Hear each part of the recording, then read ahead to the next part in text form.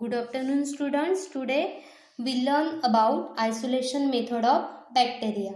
So what is isolation? Isolation is the separation of specific or particular kind of microorganisms from heterogeneous microbial population or from mixed population. This is isolation. So there are three methods of isolation, that is pour plate method, stick plate method, spread plate method. So out of these three methods we learn pour plate method.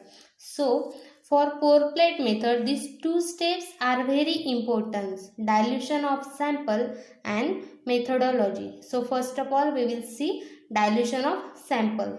So if we take solid sample, then we will take a 1 gram it, and if we take liquid, then we will take 1 ml of heat. For example, here we take 1 gram of soil sample.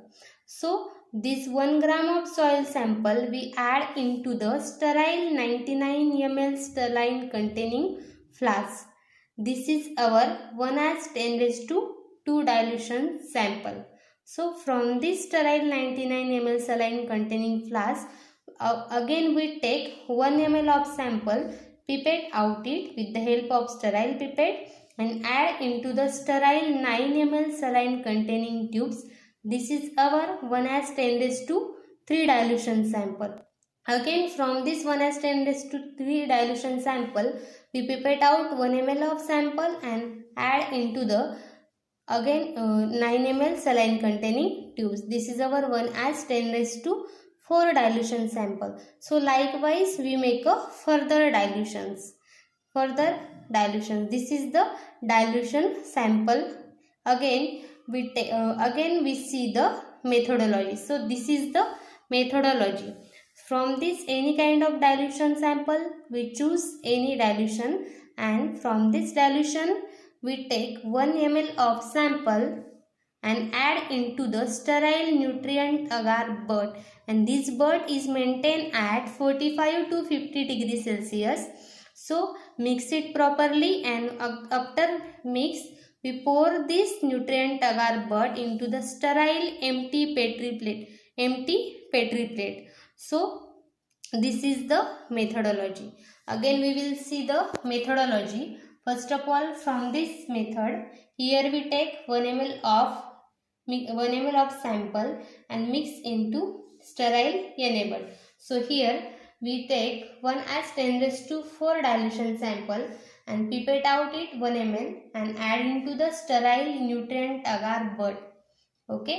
After adding, we mix it properly, pour and solidify it. After the solidification, we incubate the plate at 37 degrees Celsius for 24 hours, and after incubation we observe the number of colonies on the agar surface. So and calculate the total number of bacteria.